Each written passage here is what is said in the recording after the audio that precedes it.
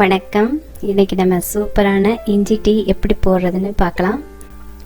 முதல்ல இஞ்சி டீ போடுறவங்களுக்கு சில சமயம் பால் திரிஞ்சு போயிருக்கலாம். இது ஏன்னு காரணம் நான் அப்புறமாட்டி சொல்கிறேன். நண்பர்களே, என்னுடைய ரெசிபிஸை யூடியூப்பில் சர்ச் பண்ணுறதுக்கு ரெசிபியோட பேர் போட்டு கூடவே CFRT அப்படின்னு போட்டு சர்ச் பண்ணுங்க. CFRT அப்படிங்கிறது சிக்கன் ஃபிஷ் ரெசிபி தமிழ், இதோட சுருக்கம். இப்போ நம்ம டீ எப்படி போடுறதுன்னு பார்க்கலாமா? Welcome to CFRT recipes. இப்போ நான் 1 கப் டீக்கான அளவு சொல்ல போகிறேன். ஒரு சின்ன துண்டு இஞ்சி, ஒரு ஏலக்காய், இது ரெண்டையும் லேசாக இடித்து வச்சுக்கோங்க. அப்போ தான் அந்த சாறு தண்ணியில் இறங்கும். சில பேருக்கு டீ நுரையா வேணும். அப்படி நுரையா வேணுன்றவங்க முழு கப் பால் எடுத்துக்கோங்க. சில பேருக்கு தண்ணியாக இருந்தால் தான் டீ பிடிக்கும். அப்படி இருக்கவங்க 3/4 கப் பாலும் 1/4 கப் தண்ணியும் எடுத்துக்கோங்க. இப்போ நம்மளோட இஞ்சியும் ஏலக்காயும் இடித்து வச்சுட்டேன். ஒரு 1/4 கப் அளவு தண்ணி ஊற்றி அதை நல்லா கொதிக்க விடணும். கூடவே 1/2 டீஸ்பூன் டீ தூளும் சேர்த்துக்கோங்க. இது ஒரு முறை கொதிச்சா பத்தாது, ஒரு 2 நிமிஷத்துக்கு நல்லா கொதிச்சா தான் சாறு நல்லா இறங்கும். சாறு நல்லா இறங்கினா தான் டீயோட வாசம் சூப்பராக இருக்கும்.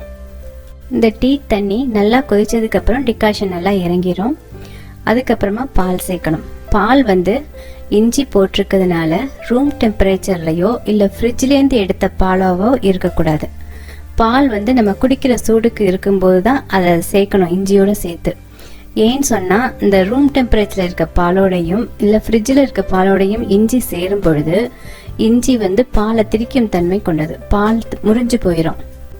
ஒரு சின்ன உதாரணம், நான் சமையல் கற்றுக்கின புதுசில் நிறைய தவணை இந்த மாதிரி பால் திரிஞ்சு போச்சு, கெட்டு போச்சுன்னு நினச்சே ஊற்றிருக்கேங்க.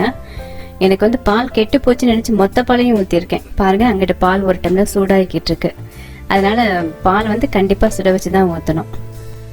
சில பேர் தண்ணியில் டீ தூள் இஞ்சிலாம் வேக வைக்காமல் பால்லையே டீ தூள் இஞ்சியெல்லாம் வேக வைப்பாங்க.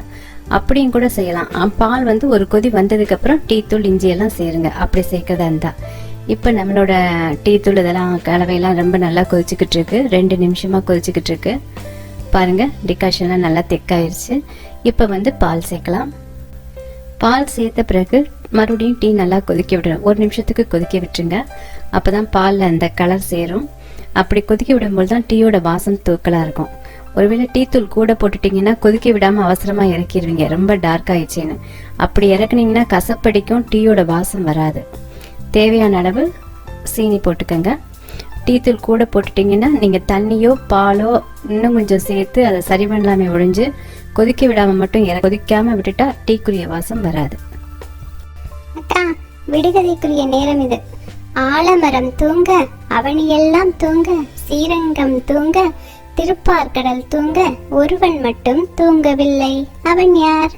சொல்லுங்க பாப்போம். நான் வீடியோட கடைசியில் விடை சொல்றேன். இப்போ நம்மளுடைய சூப்பரான இஞ்சி டீ ரெடி ஆயிடுச்சு. நண்பர்களே, இந்த காணொளி உங்களுக்கு பிடிச்சிருந்துச்சுன்னா என்னுடைய அடுத்த காணொளி பார்க்க விருப்பப்பட்டீங்கன்னா வெயிட், விடுகதைக்கான விடை சொல்லலக்கா. ஆலமரம் தூங்க, அவனியெல்லாம் தூங்க, ஸ்ரீரங்கம் தூங்க, திருப்பார்கடல் தூங்க, ஒருவன் மட்டும் தூங்கவில்லை. அவன் யார்? அவன் மூச்சு. நண்பர்களே, என்னுடைய அடுத்த காணொளி பார்க்க விருப்பப்பட்டீங்கன்னா என்னுடைய சேனலை சப்ஸ்கிரைப் செய்து வைங்க. நன்றி. தேங்க்யூ. CFRT recipes.